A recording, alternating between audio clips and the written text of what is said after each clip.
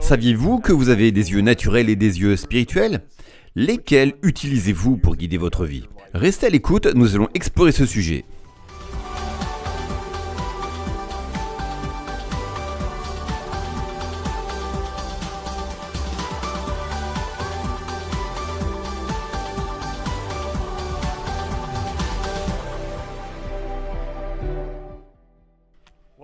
Bienvenue dans ce nouvel épisode de Vraiment Libre. Je m'appelle Barry Bennett, je suis instructeur à Charis Bible College à Woodland Park dans le Colorado et je vais passer quelques minutes avec vous pour parler de la vue, de parler des yeux. Nous allons aborder le ministère et de nombreux autres sujets. Au cours des 5 prochains épisodes, je vais probablement couvrir plusieurs thèmes. J'espère donc que vous serez au rendez-vous et que vous regarderez. Je suis sûr que vous serez bénis si vous prêtez attention. Amen. Alors, je veux commencer avec Jésus et son appel dans la vie de Paul. Saül est devenu Paul, et ce que Jésus lui a dit, parce que je vais vous montrer un schéma ou une progression de choses qui se produisent lorsque nous écoutons, lorsque nous entendons l'Évangile et ce qu'est le véritable ministère. Allons donc en Actes 26, des versets 16 à 18. Relève-toi et tiens-toi sur tes pieds, car je t'apparais pour te désigner comme serviteur et témoin des choses que tu as vues et de celles que je te révélerai. Je te délivrerai du peuple juif et des païens vers qui je t'envoie maintenant. Et voici le verset clé que nous allons voir cette semaine.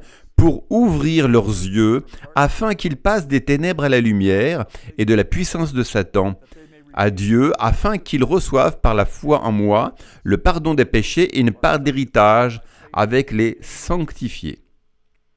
C'est un passage extraordinaire, vraiment riche. Et ce que je perçois ici, c'est que, tout d'abord, Jésus appelle Paul au ministère, et Paul raconte cette histoire plus tard dans le livre des Actes, et il dit « Je t'ai appelé pour cette mission ». Puis il décrit une progression d'événements qui correspondent au ministère de l'Évangile et à ce que les gens doivent vivre, qu'ils doivent faire l'expérience d'une manière ou d'une autre, et cette expérience doit se produire en chacun de nous. Jésus commence par dire « Je t'ai appelé pour ouvrir leurs yeux ». C'est ce dont nous allons parler aujourd'hui. Mais détaillons cela, pour ouvrir leurs yeux, afin qu'ils passent des ténèbres à la lumière. Voici donc un autre aspect de cet appel, de ce ministère. Il continue, et de la puissance de Satan à Dieu.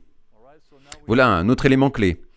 Ensuite, il ajoute qu'ils reçoivent le pardon des péchés, ce qui vient après ces autres étapes. Puis il conclut avec « et une part d'héritage parmi les sanctifiés ».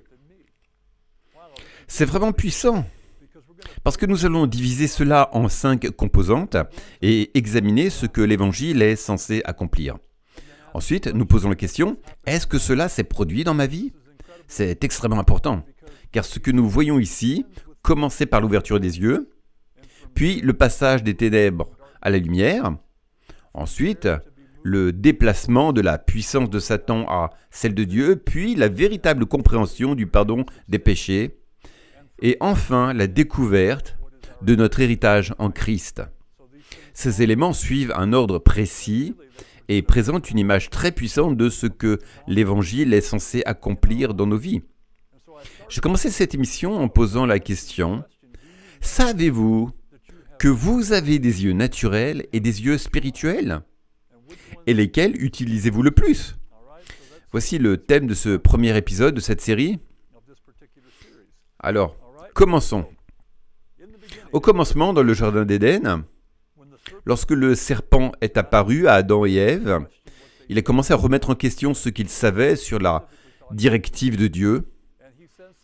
Il s'adresse spécifiquement à Ève et dit quelque chose de très intéressant. Le serpent leur promet que leurs yeux s'ouvriraient. Prenez bien note de cela. En Genèse 3,5, il est dit « Car Dieu sait que le jour où vous en mangerez, vos yeux s'ouvriront, et vous serez comme Dieu, connaissant le bien et le mal. » Ce passage est riche de sens. Ils étaient déjà comme Dieu, ils avaient été créés à son image, ils n'avaient pas besoin de devenir comme Dieu, ils l'étaient déjà. Ce dont ils avaient besoin, c'était d'apprendre et de grandir dans leur communion avec lui. Mais ils étaient déjà semblables à Dieu. Le serpent disait donc, Dieu sait, ou plutôt, Dieu vous cache quelque chose, il sait que si vous mangez de cet arbre, vos yeux s'ouvriront. Mais qu'est-ce qui s'est réellement passé lorsqu'ils ont mangé de l'arbre de la connaissance du bien et du mal ? Leurs yeux spirituels se sont fermés et leurs yeux naturels ont pris conscience à ce moment-là d'une création déchue. En choisissant l'indépendance vis-à-vis de Dieu, cette indépendance a libéré une malédiction sur la terre. Désormais, leurs yeux ne pouvaient plus percevoir que le naturel, tandis que leur capacité à voir le spirituel avait été perdue. L'ennemi, le serpent, mentait. Vos yeux s'ouvriront ? Non, pas vraiment. Leurs yeux spirituels allaient se fermer et leurs yeux naturels prendre le dessus. Ce n'était pas une bonne chose. Aujourd'hui, lorsque nous regardons le monde, nous utilisons généralement nos yeux naturels. Nous tirons des déductions et faisons des suppositions sur ce qui se passe dans le monde, mais tout cela à partir d'un point de vue naturel.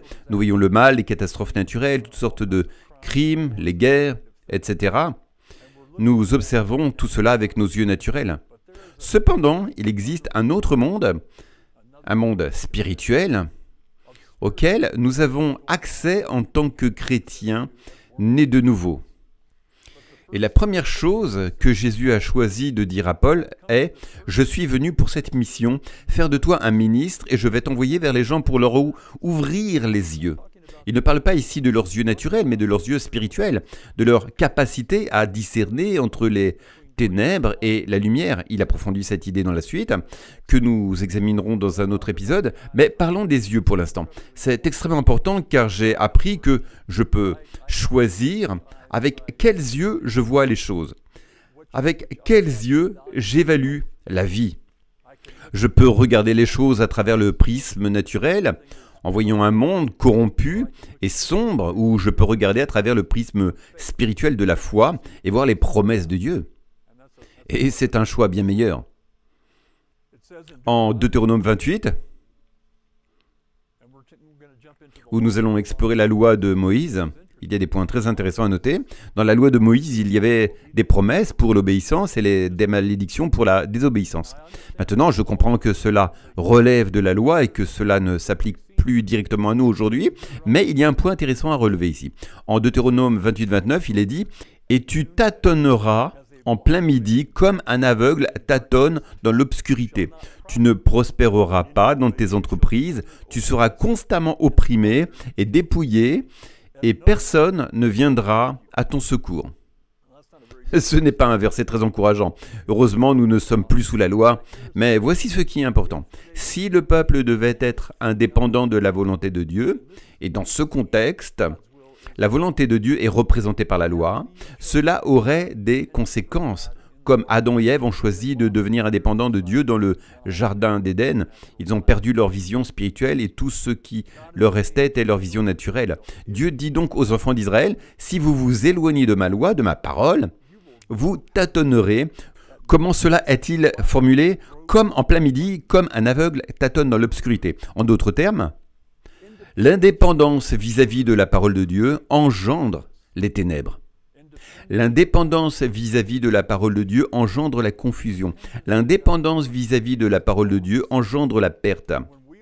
Lorsque nous ne voyons pas les choses à travers le prisme de la parole de Dieu, mais que nous choisissons de les voir à travers le prisme des circonstances naturelles et des ténèbres du monde, nous entrons dans un état de corruption et de perte. Nous ne jouissons pas d'une vie abondante parce que nous ne la voyons pas. Nous voyons les choses naturelles lorsque nous choisissons l'indépendance. Et la meilleure définition pour le péché, eh bien, c'est l'indépendance vis-à-vis de Dieu. Tout ce qui est indépendant de Dieu est marqué par la mort. Tout ce que nous faisons par nos propres forces, tout ce que nous faisons indépendamment de son amour, de sa volonté, de sa paix, de sa foi, de ses desseins, lorsque nous choisissons l'indépendance, nous entrons dans la corruption du monde. Et nous ne voyons pas correctement ce que Dieu veut que nous fassions et ce qu'il veut accomplir pour nous et à travers nous. Nous ne pouvons pas le voir, nous tâtonnons en plein midi, nous marchons comme des aveugles. Et si vous regardez le monde, il y a beaucoup d'aveuglement. Je ne parle pas d'aveuglement physique, je parle d'aveuglement spirituel. Il y en a beaucoup, et peut-être même dans l'Église, beaucoup d'aveuglement spirituel. Pourquoi? Parce que nous ne sommes pas connectés à la parole de Dieu. Et ainsi, lorsque nous sommes indépendants de la parole de Dieu, nous devenons aveugles, spirituellement parlant. Poursuivons, passons au psaume 19, verset 8. Psaume 19, verset 8. Cela dit, les ordonnances de l'Éternel, on parle ici de la loi, les ordonnances de l'Éternel sont droites, elles réjouissent le cœur, les commandements de l'Éternel sont purs, ils éclairent les yeux. Ok, nous sommes toujours dans l'Ancien Testament, mais il y a ici des principes à comprendre. Que dit-on ici? Si Adam et Ève avaient écouté Dieu au commencement, nous ne serions pas dans ce désordre. Nous marcherions tous dans la lumière, nous pourrions percevoir les choses spirituelles, nous prospérerions. Mais ils ont choisi l'indépendance. Puis Dieu dit, « D'accord Israël, si vous n'obéissez pas à ma parole, vous serez comme des aveugles, vous ne prospérerez pas. » Et on retrouve cette idée dans le psaume 19, verset 8.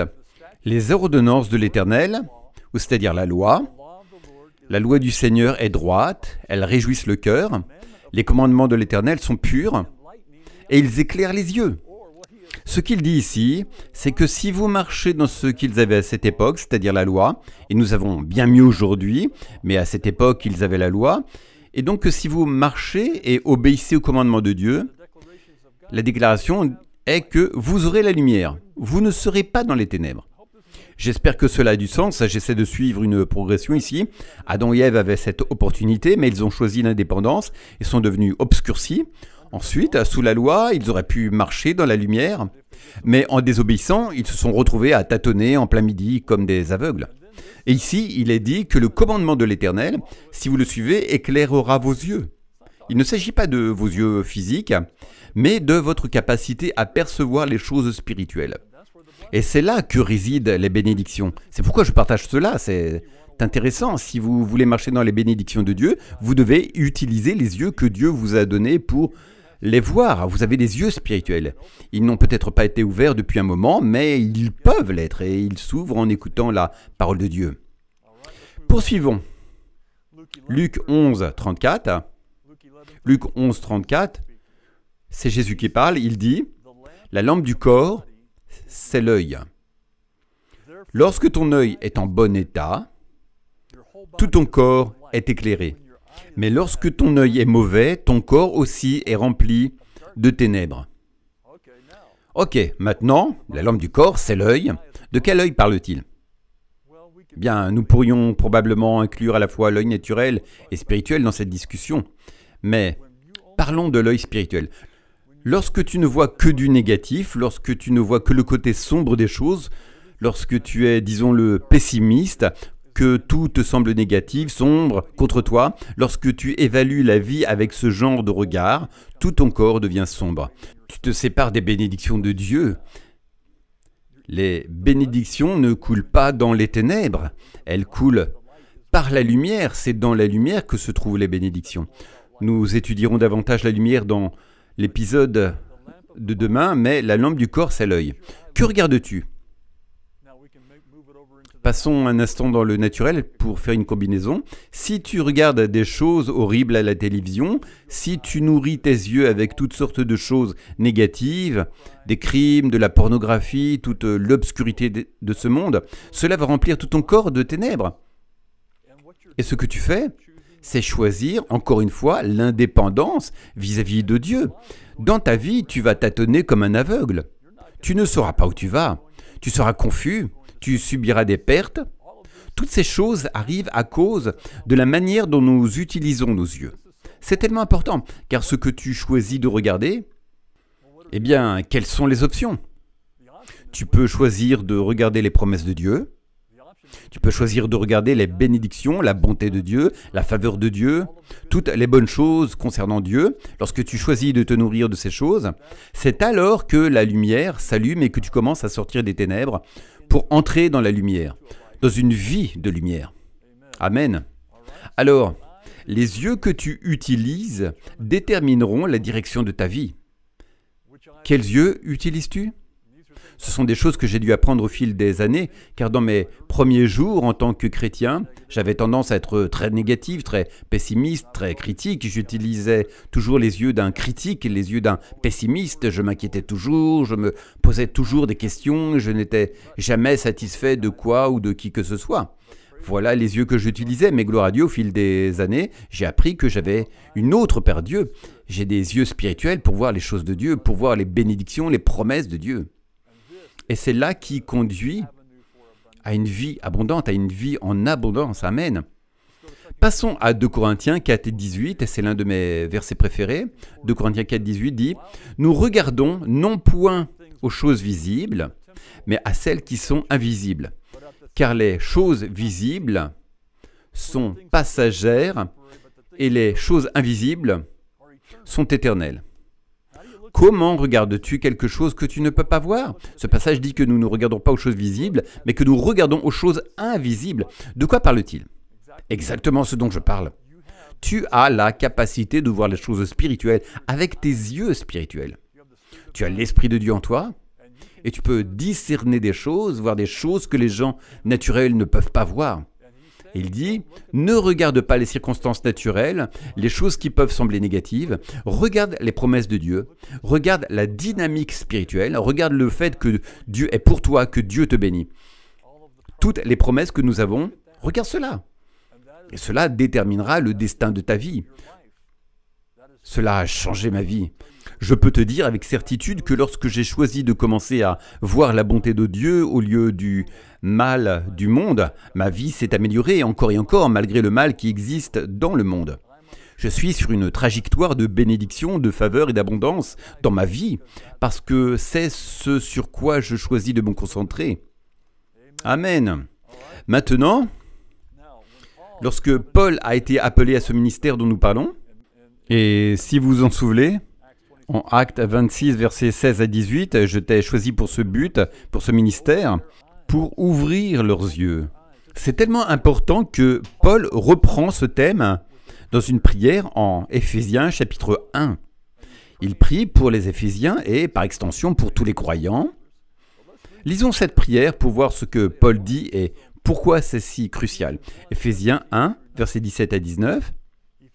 Éphésiens 1, 17-19 dit « Que le Dieu de notre Seigneur Jésus-Christ, et c'est une prière, je vous le rappelle, le Père de gloire vous donne un esprit de sagesse et de révélation de sa connaissance. Puis, écoutez bien, que les yeux de votre cœur soient illuminés. » Nous y voilà. Pour que vous sachiez quelle est l'espérance de son appel, quelles sont les richesses de la gloire de son héritage dans les saints, et quelle est l'infinie grandeur de sa puissance envers nous qui croyons, selon l'action souveraine de sa force. Quelle prière puissante! C'est extraordinaire. Ce que Paul prie ici, c'est pour les gens. Il dit « Je prie que les yeux de votre compréhension soient illuminés. » De quoi parle-t-il? Il parle de cet autre Père Dieu, ses yeux spirituels, cette révélation. Il utilise le mot révélation. Il parle de la sagesse et de la révélation dans la connaissance de lui. Ce sont des yeux spirituels. Une révélation des bonnes choses de Dieu, une révélation de la nature de Dieu, une révélation de la nouvelle création, une révélation de la justice, une révélation de l'amour de Dieu. Que les yeux de votre compréhension soient illuminés. Oh, c'est tellement merveilleux. Et il prie cela parce que... Pourquoi prierait-il cela? Parce que ce n'est pas automatique. Il prie pour des croyants parce que ce n'est pas quelque chose qui se produit automatiquement. Nous pouvons observer de nombreux croyants qui ne marchent pas à ce niveau de révélation, ils ne voient pas ces choses. Ils vivent encore de la peur, liée par toutes sortes d'anxiété, de dépression, d'émotions propres à l'homme déchu. Ce sont des croyants, mais leur compréhension n'a pas été éclairée. Ils utilisent les mauvais yeux pour voir la vie.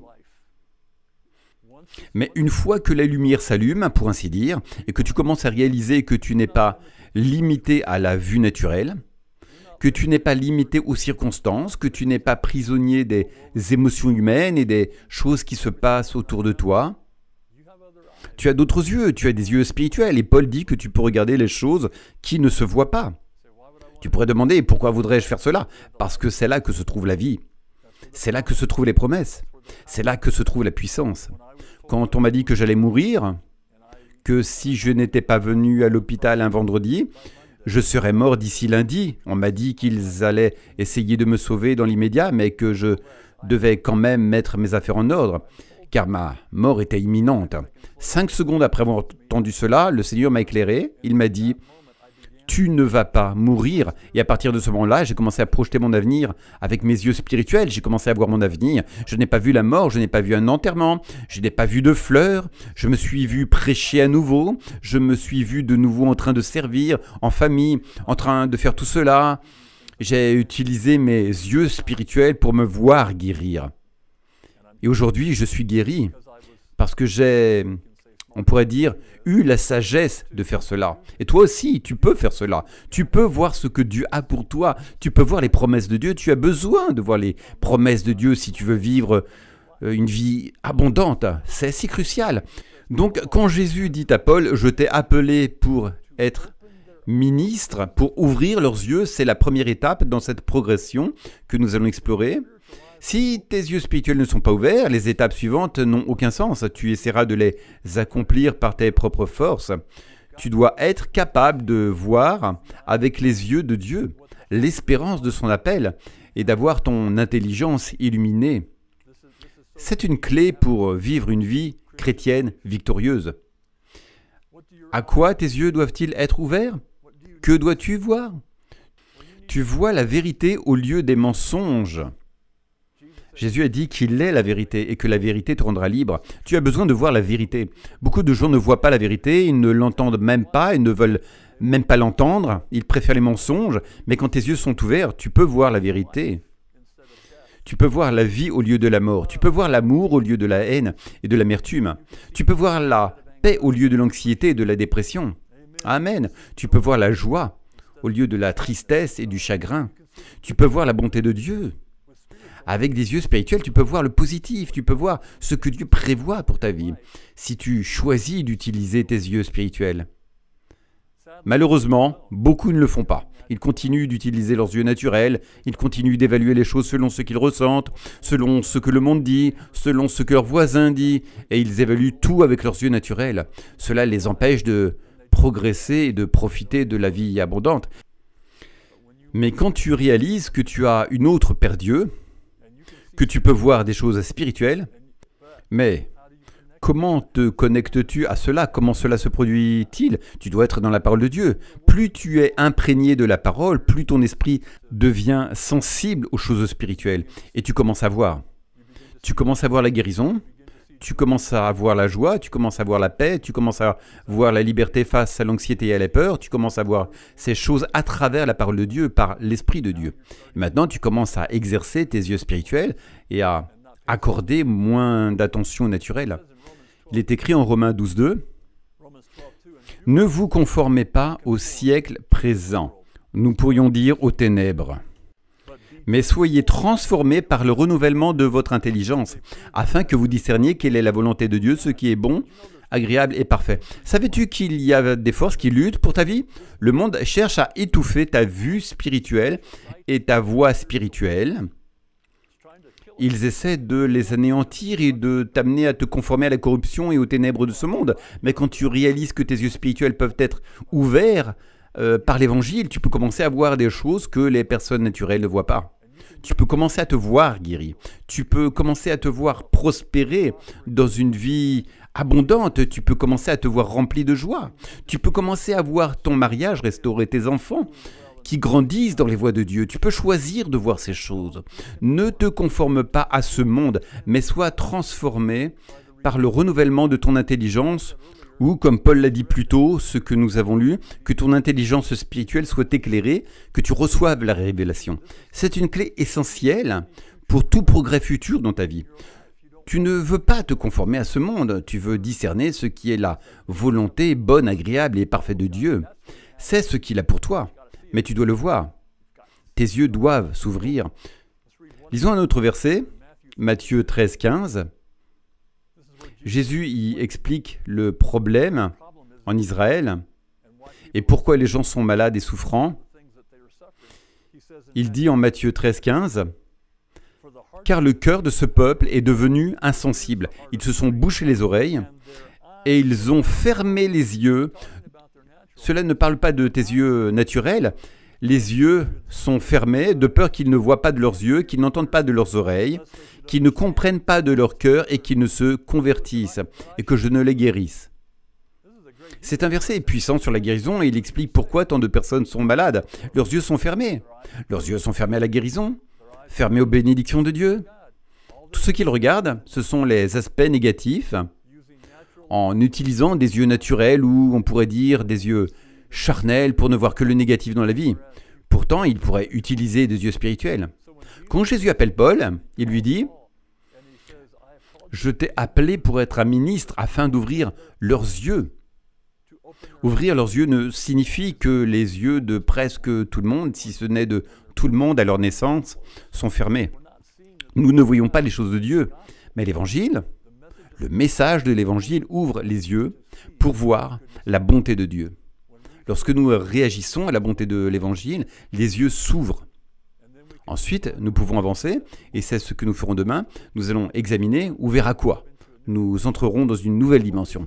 J'espère que cela vous bénit. Gloire à Dieu. Ce sont des points importants que je vais aborder cette semaine qui révèlent la puissance de l'Évangile, non seulement pour vous faire aller à l'Église, mais pour changer votre vie, pour transformer votre vie.